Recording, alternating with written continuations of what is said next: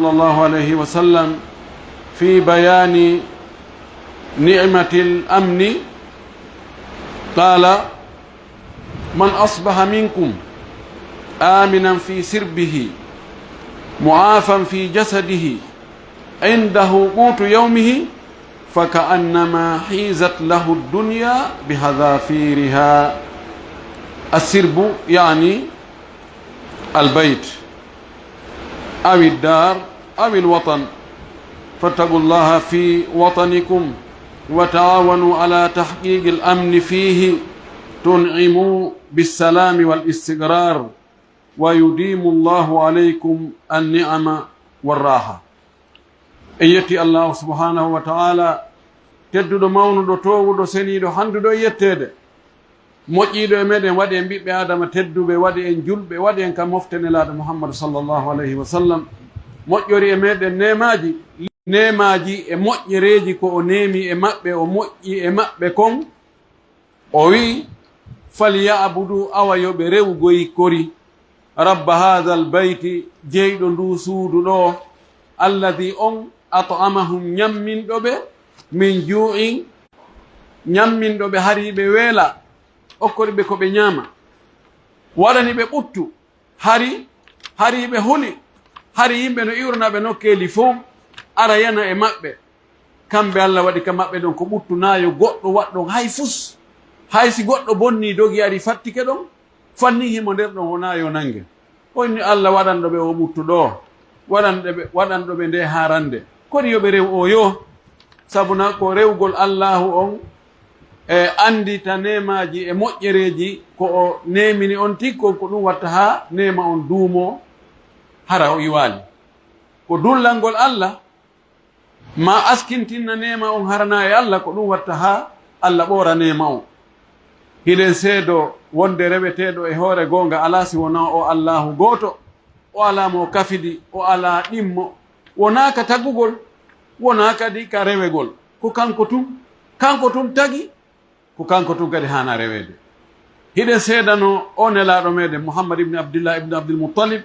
hiɗen seedano mo nelal ngal wonde ko Allah nelimo, ko o annabajo Allah, ko o nulaɗo Allah, ko Allah nelirimo ko fiyo en male, ko fiyo heɓu moƴƴereji aduna e lahara, yo hollu en ko hanuɗen wadde kon hakkunde men e Allah e hakkunde meɗen enen tigi. fiyo faalaɗo fewugol wo yo feewu, faalaɗo wadde ko moƴƴi wo anda ko honto ko moƴƴi kon woni, ko honno kadi waɗirte. hiɗen seedo wonde o yottinno ngal nelal, o laaɓani mofte ɗen reedu, o ɓangini, o laɓɓini, o ekkiti, o elti. kala ko ɓattinta en moƴƴereji ɗin o tindini en, o holli en. kala ko ɓattinta en boneji ɗin o rentini en. yo Allah juula e makko, juula e sahabaɓe makko ɓen fof, juula e yimɓe suudu makko ndun, gomɗinɓe ɓen fof, wattida en e maɓɓe, o juula e men en fof, o hisina en kisal duumingal. amma baadu, ɓaawo ɗum ɗo, musidɓe an tedduɓe julɓe, mi wasiyo hoore an taho min, onon kadi mi wattora on ɗon hulen Allahu subhanahu wa ta'ala, hulirenmo ɗaɓɓutugol ko yamiri en waɗu kon, anden ɗum waɗen no o wiri en waɗu noon. etoɗen kadi anden ko honɗum o tongani en, ko honɗum o haɗi en, ko honɗum woni woɗaji makko ɗin, rentoɗen, accen ɗum ɗon, woɗɗitoɗen few. anden ko ɗum ɗon woni malal ngal, ko ɗum woni kisal ngal, ko ɗum si en daɗay, ko yamiri en kon jogitoren ɗum ƴakkirɗe, wakkiloɗen, waɗen foddetaga, ko haɗi en kan tettoɗen few, hiɗen wawi wurde ɓawo mum. anden nemaji Allah ɗin ɗi o nemini tagore makko nden no ɗuuɗi, ɗi limatako, en anda no foti. neɗɗo wonata hay seconde goto hara o hutorali nemaji Allah ɗi, ɗi no ɗuuɗi, ɗi limatako, ɗi kontatako few. ko ɓuri mawnude e ɗin nemaji ɗon, si feƴƴi gomɗingol Allah, wongol julɗo, ɓaɓan nema on fof, ko ɓuri mawnude ko wongol julɗo, gomɗingol Allah. si feƴƴi ɗum ɗon, ko honɗum heedi ɗon, ko nema ɓuttu, ko wonugol neɗɗo on ka o woni ɗon, hara himo ɓuttini ka nder suudu makko, himo ɓuttini hakkude makko e kawtal makko, himo ɓuttini ka quartier ka o woni ɗon, himo ɓuttini ka saare ka o woni ɗon, himo ɓuttini leydi ka woni ɗon fof ko leydi ɓuttu. Goɗɗo yanata e makko toñamo ni tum piyamo, ma jatta jawdi makko, ma hoynamo, itta botte e makko, itta teddungal makko, yanata e ɓeygure makko nden kadi. Himo hoolimo andi ɗon on, himo e nder sécurité, himo e nder ɓuttu paix. ɗum ko nema molanaɗo, sabu ɗum waɗay ɓernde on tigi nden waalo. O eto o katakatanno noon, o dawa o hirnda, woɓɓe gollira jemma, woɓɓe gollira ñalorma, woɓɓe ƴawra, woɓɓe jolda, woɓɓe yaha ka biroji, woɓɓe yaha ka atelier ji, woɓɓe yaha ka usine ji, woɓɓe yaha ka makiti. Mo ɓe katakatanno wakkilo kosino ɓutti, ko ɓuttu on watta ɗum. Si tawi ɓuttu no woodi, haray mo ɓe no woodi ka fina dawa. O wi sabu yaarugol yeeso ko wiyete développement, ɓeydagol, heɓugol ko neɗɗo, ko yimɓe ɓen fof faala kon wiyete isdihar, ko wonugol wiye he ɓen ɓuri maɓɓe ala, e ɓen piiji ɗin fof no woodi ɗon. Sa hewti ka ɓen, machallah, hino cuuɗi, hino ñaameteeji, hino kuuran, hino ndiyan, hino laawi moƴƴi, hino labtaneji kelɗuɗi, hino justice kelɗuɗo, e no ɗon ko ɗum wiyete isdihar. Tawa ko banu adama faala kon fof e gurdan adna ɗo fi newende, si a hewti ɗon a heɓay. O wi ɗiɗo ɗi wawata heɓade mukko si tawi ɓuttu ala. Ko ɓuttu on ko ɗon woni fondation on, ko ɗon woni fuɗɗore nden. ɗo ɗiɗo yeddodirali goy, ɗiɗo yeddodirali wonde ko ɓuttu woni fondation développement. joni noon ko honɗum addata ɓuttu. ɓay neɗɗo on si o wuuray o waɗa goɗɗum ko kelɗi, woni ko ka diina, woni ko ka aduna, ko si tawi ka woni ɗon no ɓutti, sina ɗum koye mo dogude ɗaɓɓa ɓuttu, ko ɗum taw wattoto ɗaɓɓude. mi ɗaɓɓay jawdi, o ko tuma ɓuttu o heeɓi taw si jawdi ɗaɓɓe. ko honɗum watta ha ɓuttu heɓo e nokkure. fondation arano on, pilier ngal ka ɓuttu o daroto ɗon ko numɗal. la amna ma zulm, wondude e tooñe ɓuttu ala ɗon. kala leydi ka tooñe woodi, ɓuttu tabitata ɗon. sabu na tooñaɗo on wonde o muññoto ha o tawoya ko be o gerto. o wiya mawdi mi fawiki Allah, ɗum ɗo ko ha ɗo potto potto ko haka jimbal. idan ko numɗal e fotindirgol lamɓe ɓen hakkunde ɓe laami ɓen, ko ɗum noon foni fondation fi ɓuttu on tawa. ko ɗum waɗi fiyo leydi ndi yo ɓuttu. wonɓe ka leydi ɗon ɓen hoɗuɓe ɗon ɓen ɓe fof mo ɓe no jogii geɓal, mo ɓe no jogii ko hani waɗude contribution fiyo paix on e sécurité on yo wonu e leydi ndi. no wayi wano suudu ndun ko piiji wi mottodiri, kum be si kun ala gasata. ndu suudu ndu wonnange mum ɗo étage ɗo, janɗe no ga, siman no ga, jaare no ga, koccu no ga e goɗɗi go. se yitti janɗe ɗen fuu en wiya suudu ndu daro, ndu daratako. si ndu dari ke ko seeɗa ara en wiyani. se wi ko janɗe ɗen tun darnirten ndu, siman tawatake, ngari watta. kumɓe no jogii ko hani wadde. société on, leydi ndi ko noon wayi. no woodi goɗɗum ko laamu ngun hani wadde, population wawata wadde ɗum. no woodi goɗɗum ko population on kañum kadi watta, laamu ngun wawata yaade ɗin cokki cokki waɗa. laamu ngun no farliɓe addugol numɗal e leydi ɗin waɗa hoolare, justice kelɗuɗo. tawa bonnuɗo o yi hollete wonde a bonni ɗum ɗo, hay so o yaafete kono hollete wonde ɗum ɗo a bonnu. o hetta coggu bonnere makko nden, mo waɗi ko moƴƴi o hetta coggu moƴƴere kadi ko waɗi ko. eto sécurise gol jama on eto fotidira hakkunde ɓe laamaɓe ɓen pottina toñe fes ɗum ɗo ko geɓal laamu ngu pottina kala ko addata fi wota ɓuttu waɗu no jeeya e mum ko bonnata haqqille kon ko marɗo haqqille haaldidete mo haqqille mum boni on haaldidetake eto hara dorogo araali e leydi ndi eto hara beere jokkaka e leydi ndi ɗum waɗi si beere e dorogo no e leydi ko puyndal sukaɓe haray ko puyɗuɓe ɓeeto sensibilisation on yimɓe ɓen faama ko honɗum haani wadde ko honɗum woni hana wadde jama o kañum kadi ko honɗum haani wadde ko kala ko laamu ngun yamiri tawi ko nafoore no e muɗum ko intérêt jama o ko intérêt leydi ndin ko intérêt diina kan ɓe wakkilo kamɓe kadi ɓe darano ɗum ko ɗum o wi ɗo hutba maɓɓe ɗo ɓeyni so tawi ɓuttu no woodi e leydi haray ala mustawal al fard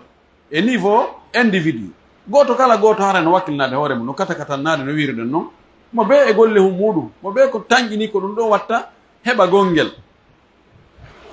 e niveau kadi jama société ji ɗin e établissement ji ɗin ɗi gollay haray wonkiji no waali sa yalti ɓeygure ma pakin he ɓe yalti hannde kadi ɓeyta kono noddan ene konto fewndi ɗon on andi nokkaari gere no wadde ɗon e awa takkoroy to meɗen mapani o hannde on yahata on yaltata kono so tawi no ɓutti fewnde wayni ɗawa ɓeyna awa haray yo Allah reyno wayna on siko ɓiɓɓe ma kadi yalti haray ɓernde ma paaki a ana si tawi ko ɓuttu kono sina ɗum haray mo ɓe no mapani oya no mapani hoore mum no mapani ɓe ɓeyni ɓen no mapani ɓeynuɓe ɗum ɓen si tawi ɓuttu no woodi haray tamawuji no sembi yelaji no woodi haray activité ji ɗin fii ɗaɓɓugol gonngel haray activité ji ɗin no wuuri ɗum waɗi allahu subhanahu wa taala imo fillano en ɗo fi annabi ibrahima ko attitorade allah taw ko ɓuttu non so wattiɗon yo allah okkor mo arsike koyo allah okkoran ɓuttu allah arsikami noon min e ɓeygure an nden ɓiɓɓe am ɓen e ɓe mi wondi men fof okkoraɓe arsike yaajuɗo sabu hay si arsike yaaji si ɓuttu ala haray nafoore nden ko seeɗa heɓoto annabi ibrahima inni allah waɗu ndi leydi ɗo leydi holnindi leydi ndi tawata mo woni e muɗum hare no hooli goɗɗum yanata e makko yanata e jawdi makko yanata e ɓeygure makko nden on tumata noon arsika yimɓe hoɗuɓe ka leydi ɗo arsikaɓe dinɗe arsikaɓe moƴƴereji ɗin fof gomɗinɓe ɓe jaɓuɓe ɓen tum allah ini o hay yedduɓe ɓen hay ɓen mi okkorayɓe ka aduna ga mi daka mi tawi ɓe seeɗa kono si woni e lahara haray siko e hoore ɗum ɗon ɓe maayi haray ko lette nelaɗo meɗen sallllahu alayhi wa alihi wa sallam o tentini fii hollugol wonde ɓuttu gasta koye ɓawa muɗum banu adama no hato jini e ɓuttu no hato jini e jang hara o hula o mapaki fi wonki makko ma fi ɓeygure makko ma fi jawdi makko o maaki kanko nelaɗo e o hadis ɗo himo selli o maaki onon fof mo weeti bimbi woni bimbi subaka o tawi ka galle makko himo hooli ɓuttuno ka galle ɓuttuno ka leydi ka woni ɗon na ponso pansa wona lowane findinimo wona bandi ari konkanimo o fini tawi ɓuttu no wi yoyi tawi e himo ka ɓandu makko himo selli o nawna hunde ala e musde mo o ala tension o ala diabete hoore nde ala e musude reedu ndu ala e dogude o ɓuutiraka hunde o fina o immo o naaɗo e alhamdoulillahi itti ɗum koƴe no woodi o wi wa indahu qutu yawmihi nde ñande kan dépense nde ñande no woodi oɗo mo fini tawi ɗiɗo tati no woodi tawi no ɓutti himo selli himo mari dépense nde ñande laaɗo maki fa ka annama hisat lahu dunia bi hadafiriha a sikkay adna on fof mo ɓama tumbama on mbama wattama e sokeje makko innama ɗum ɗo fof ko an jeeyi e ɓay gundan ko ñande jour par jour ko wakkilla o ko ñamata janggo ko na hande ñamata ɗum ko marɗa wo koko ɓeru hande o ñamata ayata joni mi ñamu ɗo fi balɗe tati mi mara ka reedu ga o reedu jaɓata ɗum ko ɓeru fewon ɗon tu sane ƴa ewa toon ɗuna o mi ala haaje mo hande kadi idan ɗiɗo tati si tawi no timmi hara yontigina alhamdulillahi rabbil alamin tawi no ala e marsude no min mi anda kono mi waɗi allah hay hunde aɗa yayi ɗo yangi ga ronki ay fus ɓaya hay madre ɗo mi untame jooɗo ame ronka yahi no woodi ɓe tawata si kawalori ɗon beccal kawalori ɗon sina goɗɗo yiltiɓe ko ɓe neeɓi ɗon ɓe wawata yiltanade hoore ma anda ɗum no woodi ƴew ka labtani a taway toon woɓɓe ko wiyta neeɓi ko ɓe wattirɗo yiltenɓe noon no woodi woɓɓe ko ɓe neeɓi weelede o si goɗɗo addali ñamete o waɗi ka hunnduko maɓɓe ɓe wawata ƴettande hoore maɓɓe ñamete hay si addama joɗɗinama takko maɓɓe anda ɗum no woodi wallahi no woodi idan si weeti a tawi ko jang an e ɓeygure ma fof on fini e jang a tawi hay gooto ka suudu hay gooto nawon ɗo ala ala ɗo wide miɗo hande o waala tutude naɓe mo kalabtani ala fof no selli kiñ on heeɓi ko ittironkoje yon mari ko soƴƴiron ndeñan yon mari ko hirtoron tawi marsali de innu alhamdulillah allah ɓeydanan allah no mari ko mari ko lannata ko heɓuɗa ko heɓuɗa yo mari goɗɗungo kadi fayi mo amma ɓeydande yara hunde hay hunde dérangeani mo kanko an kadiɗa ha toon jini idan ɗo ye hulo allah subhanahu wa taala e hulen allah e ɗi koɗoli ka allah hoɗini en ɗo koye ndi leydi ɗo allah suɓi e nayi won hay gooto e meɗen ado tagede innali allah min komi faala komi wonu guinéen jo komi wonu ko fuuta ma ko kafoore mi jeeya ma ko hot guine ma ko base guine hay gooto suɓanaki ɗum hoore mum afin ɗum tawɗa ko ɗo jibinaɗa ko ɗo mawɓe maɓen ko ɗo ɓe woni ko ɗo ɓe mari larol leydi ko ɗo ɓe mari lekkoy ko ɗo ɓe mari nakkoy ko ɗo ɓe yangi ko ɗo ɓe tawi mawɓe maɓɓe kamɓe kadi ɓen kadi ko ɗo tawi mawɓe muɗum mantaji ma fof ko ɗo esoɗen en fof no ɗo moƴƴira no ɗo ɓuttira ko marɗa feere kon fof goɗɗo wawide no minen ɓay wona min laami mi wawata wadde ɗum ɗo mi wawata change ude tawi a wawata change ude jama on fof na an laami hay laami ɗo wawata change ude jama on fof nde wotere kono no wawi change ugol hoorema si tawi here a jam foto acca jam fagol si ara waɗa shirk no jaa e ko watta ha tawa ɓuttu allah jarribora yimɓe ɓen angal ɓuttu shirkugol allah subahana tawi alladina amanu walam yalbisu imanahum bi dulmin ulaika lahumul amnu wa hum muhtadun gonɗinɓe allah ɓe jillana allah shirku fes ɓeɗo no mari ɓuttu ɓeɗo allah wonnayi ɓe ɓuttu ɓe woni fewɓe ɓe etoɗa an wona fewɗo hara a lorrata fes yimɓe ɓen daɗa bone ma on few etoɗa ɗum kadi ka ɓeygure ma ha ɓe wano a contribue moƴƴi fino ɓuttu on waɗira si oɗa kadi waɗi ɗum oɗa kadi waɗi ɗum oɗa kadi waɗi ɗum ko no yaltata ka taraw ko woni yaltude ka taraw kon ka cuuɗe one yiwde si cuuɗi ɗi moƴƴi ko yaltata ka taraw ko moƴƴay lamɓe ɓen ɓe moƴƴay ɓay lamɓe ɓen ko ka cuuɗi ɓe one yaltude si tawi awi no min je m'en fous hakkitande en ala ɓay min nandema ko ɗum ko ɗum mi wawi no fof wayi noon ɗaɗa maki laata ko imman woni ida ahsana nasu ahsanta wa ida asa'u asa'ta taw no ñembo ko yimɓe waɗi o an kadi boni moƴƴi an kadi ko ɗum watta no ɓay ko ɗum wona e waɗede ko ɗum wonti wawi min kadi non o yimɓe fof waɗi ko min kadi mi waɗay la si ɓe bonni ta bonno andu mo ɓe hayso hoore mum ko feere si ɓe moƴƴinino an kadi moƴƴi hay si ɓe wonni an woni moƴƴinomo no jeeya e ko neɗɗo on ko contribution makko o waggol isham kankade o heɓa waɗa geɓal fi yo leydi ndin ɓuttu si a andi ka wonɗo e bonnude bonɗo ka woni hara surrali mo bonki honɗum bonki ki tawata lorra e jama on lorra e communauté on fou ɗa andi ka yeeyo drogue woni ɗa andi ka bandiji kadi hoɗi ko woni haaju majji ko yaltugol jemma ñalawma fof ɓe on mbi baafali ɓe ɗaani si woni jemmi ni à partir de 0 heure ɓe yaltide alaji ɓe yaha ɓe waɗa opération ji ɓe arta hiɗa andi ɓenno ɗon ɓe loosi ɗon sawan ko jananɓe yiwɓe e leydi goo ma ko yimɓe jeeyaɓe e leydi ndin ɗon fanka ɓuɗen non min ɓay concernant la ɓay nami ɓoni arande hakkitande en ala e ɗum déclare yaho harana autorité on yimɓe no ɗo fi maɓɓe no jiɗi min yiyataɓe ka juulirde min yiyataɓe affaire ji social min yiyataɓe ka tumbodira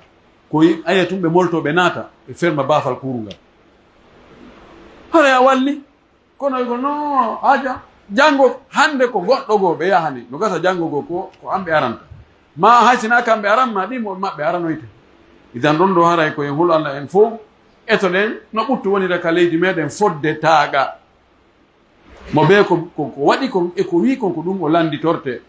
ta sappo yimɓe goo ɓeno wadde ɗum ɓeno wadde ɗum ɓeno wadde ɗum ko gonga no sa yi goɗɗo no waɗa julɗo musidɗo ma no waɗa bone e foti mo anande kono yilti an kadi darta hoore ma ƴetti caméra on fewtina e hoore maɗa ndaara ko honno ɗum wawata honno an kadi wawɗa etoɗa moƴƴina hoore ma sa moƴƴini hoore ma inchallahu a torike yo allah moƴƴin ko lutti kon allah moƴƴinay ko lutti ko ɗum allah duuminayi ɓutto on e hoore meɗen aqulu ma tasma'una wa astaghfirullah li wa lakum wa li sa'iri lmuslimina min kulli dhanbin wa khati'a fastaghfiruhu innahu huwa alghafuru rahim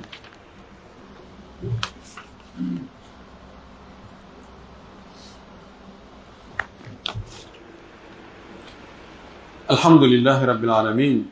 أشهد أن لا إله إلا الله وحده لا شريك له وأشهد أن محمدا عبده ورسوله وصفيه من خلقه وحبيبه اللهم صل وسلم وبارك عليه وعلى آله وأصحابه وسلم تسليما كثيرا عباد الله إن من دور المواطن في تحقيق الأمن هو محبة الوطن والدفاع عنه والحرص على سلامته واحترام أفراده وعلمائه وطاعة ولاة أموره واحترام أنظمته والمحافظة على مرافقه العامة والتعاون على البر والتقوى استجابة لقول الله تعالى وتعاونوا على البر والتقوى ولا تعاونوا على الإثم والعدوان واتقوا الله إن الله شديد العقاب. والمواطن الصالح حينما يطلب حقوقه يطلبها عن طريق السلم والتفاوض وليس بالعنف والنزاع وتخويف الآخرين بقطع الطرق وغصب ممتلكات المارين وسلب الأموال والتعدي على السيارات وغيرها من طرق الفساد والإفساد. قال صلى الله عليه وسلم ولا تبخسوا الناس أشياءهم ولا تفسدوا في الأرض بعد إصلاحها. وقال عز وجل ولا تقعدوا بكل صراط توعدون وتصدون عن سبيل الله من آمن به وتبغونها عوجا. كما نهانا عن الظلم في الحديث القدسي يقول الله عز وجل إني حرمت الظلم على نفسي وحرمته على عبادي فلا تظالموا.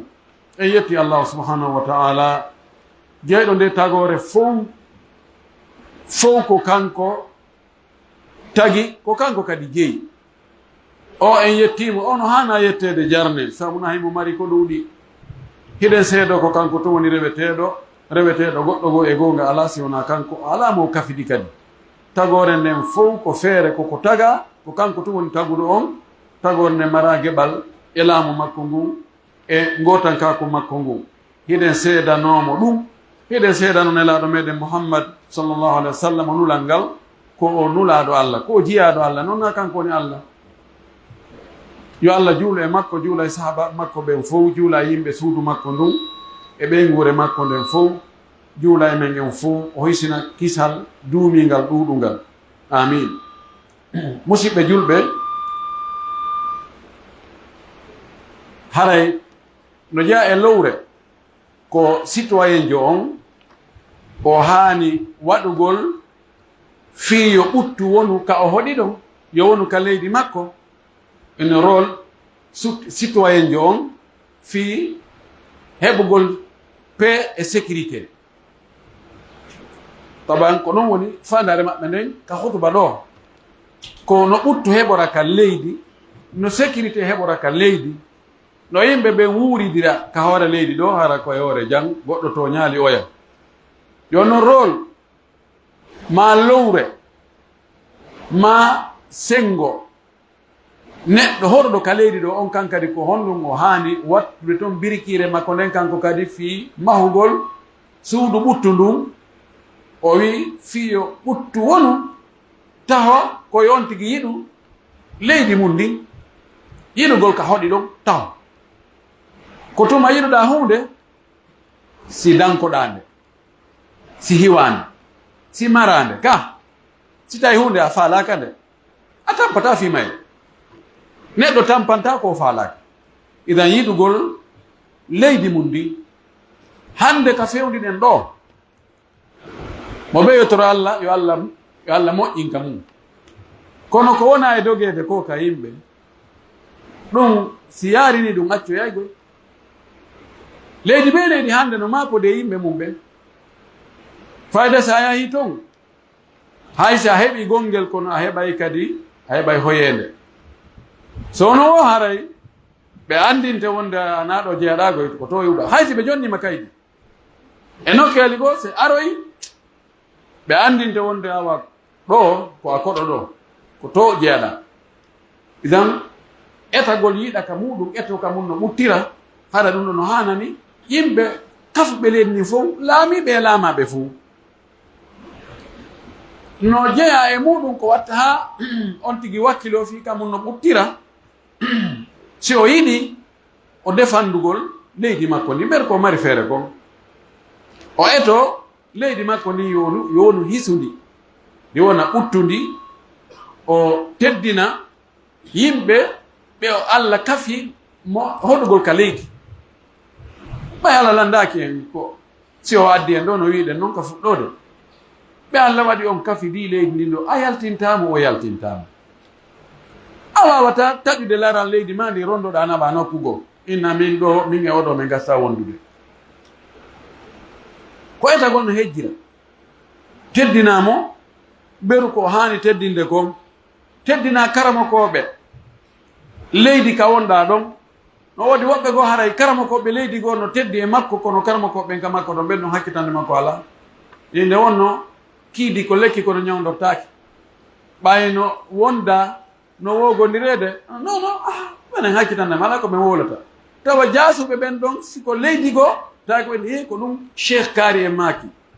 teddina yimɓe leydi ma ndin ɗoftoɗa laamiɓe ka leydi ma fanninɓe yamirali ko boni fanninɓe yamirali yeddugol Allah ko moƴƴinta leydi ko ardiɓe moƴƴuɓe e ardaɓe jaɓuɓe ɗoweede ko ɗowowo naɓira ka hani ton e tawa ko ɗowete kon kadi jalla jañata ko ɗum si yaha si ɗinɗon ɗiɗi ko boni o haray moƴƴa si ɗowo ɓen ɗowi naɓiri ka tana woniri ɗowa ɓen jokkiɗon ɓe jañali ɓe dartaki haray ka fokkita ɗon ɗe gandi si tawi kadi ɗowo ɓen no faala yo yaare ka moƴƴiri toon kono ɗowete ɓen kañum wi o ɓe darike ɓe ɓenginike ɗon kadi moƴƴata donc ko mo ɓe no jogii no wiɗe no mo ɓe no jogii rolu muɗum on tigi ɗofto kono ko woni lanɗo ɗoftatake wo ko so yamiri yeddugol Allah kono sina ɗum ko yo ɗofte tawi hay so waɗi bone kanko hay so waɗi bakkatu ɓay o noddali yimɓe yoɓe waɗa on ɗon bakkatu o noddi o waɗiri ɗo bone o noddi yimɓe are waɗon ko moƴƴi ngo sengo ɗo ka o noddiri ka moƴƴi ɗon ko yo ɗofte nan ɓay kanko waɗino hunde kaadi donc fi kala o wi en waɗɗo ko moƴƴi en ala e wadde o ko Allah jarri bori hande adna on ko tawata ardiɓe ɓurɓe ɗurde ɓen haray ɓe jogii ellaji feeñuɗi kono si boneji ari ko ɓurɗo fande on ƴettete fanni ɓe yamirade yeddugol Allah yedde Allah ɓenni yare beere o wayi taw on juuɗu en jaɓata ɗum fes taw on hooru en jaɓata ɗum few waɗe zina en jaɓata ɗum few kala boneji ɗi warindire en jaɓata ɗum few kono ko lutti kon fof en ala ndarde affaire maɓɓe personnel ko ɗo on tigi watta so yara e beere kanko e Allah toon Allah hasibatam so dorogoto ɗum ko kanko tum si o juulata ɗum ko haccu makko hakkude makko e Allah toon ɗin pijji so hoorata hakkude makko e Allah toon enen en hasibatama koko onno woni e yamirde ko ono yamirde konko hani wadde waɗe sabu na si tawi yimɓe yamirowo ala haɗowo ala mo ɓe waɗay ko faala ɗum moƴƴa ko ɗum ɗen anndi cheikh uɓe meɗen ɓe cheikh saad mo dalen de si wonami faayi ko kanko inni wala jairum 60 aman afdalu min ummatin fi nisfi yawmin tuhumalu o wi lanɗo toñowo o ardagol leydi duuɓi 60 sinda ɗum edi yimɓe ɓe accidegol e hoore muɗum hara gooto alaa wi o heeyi ɓe accide feccere ñalla nam o wi on tigi kanko o citoyen jo moƴƴo fi yo ɓuttuka leydi yo on tigi respectu systéme e loi waɗaɗo ka leydi on no woodi ɗo woɓɓe si police ni daro ɓe dato ko police wel kadi so landi kemo kadi addu kaydi non mi jonnatama fiyon no so yimɓe keɗo joni o yahi e leyɗe goo police ni yo addu kaydi ma yo waɗu hunde kaari ko obligatoire o waɗa o jonna tawi fiyon no kama kanga jonnata jon fi kala nanda policier ɓen ɓurɓe ɗurde maɓɓe ɓen ko jiifaji maɓɓe ɓen ɓene gollande kono yen anndi e ɓaawo maɓɓe wela wondegoy sa yahi ɗo kosa ma bambe to ma nokku kadi tawi police ala ɗon ko jama on tun woni e dirisude hoore muɗum a neɓay tongade ɗon idan systéme leydi ndi loi leydi ndi respectu teddi ɓaysi ko ka nokku go a teddine mi waddi ɗum e policier ɓe nokku goo ɗo ko ɓe lanndi omin nahi ɓelna ɓay jooni mi woni saudi duuɓi kon duuɓi 16 police joni tala mi addu kaydi mi ronka addu kaydi ɗum no woodi ko waɗi haranaɗo joni fi on ɗum mi jonna ɓen toon si ɓe lanndi kala ɓeɗo si ɓe lanndi kala mi jonnata wala gollin jonni mi jonni fof o faala feƴƴugol ɗo minni ɗon noon yeeso toon ɗum ala few mi jonnatama hay mbuɗum si tawi miɗo falji faljere windan verbalisation on mi yaha mi yoɓoya kono sina ɗum mi watta ɗum few mi jonnatama hay fof iɗon ko ɗum ɗo woni teddingol hoore mum a teddinayi luwa leydi ma ndin madama lundundirani e sharia Allah o ko ya teddin ɗum ko ɗum yimɓe ɓe wonta ñuɓɓudi ala wi o waɗ ɗum ɗo acci ɗum ɗo ɗum ala an a waɗay ko faalɗa kon min kadi mi waɗay komi faala kon faale angon e faale ma on ɓuɓɓodiroyay ara e ɓuɓɓodirgol tawa min komi faala kon lorrete ma ko faalɗa kon lorrayla gesa ta ɗum ɗon ko Allah molanaɗo o wi ɗo ɗum ɗo fof e on tigi hiwa ko leydi ndi mari ko biyensi état o hara bonnal no ko jawdi état ni jawdi état ko fi jama on fof ala ka yaha bonna jawdi goɗɗo personnel itte sike jawdi état ko jawdi état ɓura hanede dankede puisque ɗum ɗon ko fi jama on fof min kum an kum personnel ɗum an kum kono noon ko min tun ko momi okkori o kono état o ko fi fof idan ɗum ɗo Allah subhanahu wa taala o wi en wallodir e hoore moƴƴere e hoore kulol Allah wota en wallodirde ka bakkatu heɓotoma ka jaggutugol e tooñe ka woni o wi citoyen jo moƴƴo on si mo ɗaɓɓutude haqqeji makko ɗi o ɗaɓɓitiray ɗi kono hara ko laawol wondugol e ɓuttu wondugol e jang wona tana ko gonga citoyen jo on ko haqqe makko si o yi ko welanimo wandigol ɗum ɗo mi welatala ma ɗum ɗo ko haqqe an on bonni haqqe an on lan faala hendade haqqe an on ɗum ɗon sariya leydi ndin ɗo newni kono ko honno landitotoɗa haqqe ma tawa haqqe ko wippitete ɗum ko arsike fottete mum tun arsike aray tun hay sa ɗani arsike aray kono haqqe haqqe arata tawi a ɗani haqqe ko ya wipputu ko ya cifo kono ko honno hen honno ɗaɓɓititta haqqe ma on wona ya ɗaɓɓutu haqqe ma on ha bonna haqqeji woɓɓe wono ƴireten ni joni citoyen ɓe lagine fo e tampereji goo ko kafaji fof no jogii nden tampere fof no jogii faale honɗum heɓugol laamu feewungu moƴƴungu bon gouvernance e paix sécurité développement justice ɗum ɗo fof no ɗaɓɓi ko ɗum faalta ko ɗum mi faala sa yalti noon ka taraw ɓimɓe ɗo débri ha mi heɓiri oto hewre kara han ƴetta kaaƴe fusa kum ko faala kon ko ɗum mi faala ko ɗum mi faala si a tooña ko tooñaɗa kon ko ɗum min kadi mi tooña intuɗa noon kadi watta tooñe goɗɗe goo e hoore ko waɗɗo ko bonnuɗa o toon an ko ɗum régilta e hunde ko ella ɗum idan ɗaɓɓuto haqqe ma on ko na e hoore bonnugol haqqeji woɓɓe goo ɗum ɗon no hana wattanede yila moƴƴi anda ɗo mo ɓe ko si jama wi ɗuuɗi goɗɗo waɗoy toon bone inna e ɓayno ɗuuɗa ɗo andata ko min kono allah kan no andi goy caméra de surveillance no jokkuma immurde allah no immini woɓɓe goo ko wonda e ma ndaara ko honɗonɗa e guerde mo jogui envoyé spécial e ore mo andi ko woni kon fof haray ɗum ɗon taƴugol laawi ɗin tampina yimɓe bonna otoje jatta piiji yimɓe daro adde hunde kaat ɗo jatta téléphone ji yimɓe jatta motoji waɗa ɗin piiji sukaɓe yoɓe accu ɗum ella ala yoɓe landito haqqeji maɓɓe ni siko courant siko ndiyan siko ɗum ɗo siko ɗum ɗa siko politique kono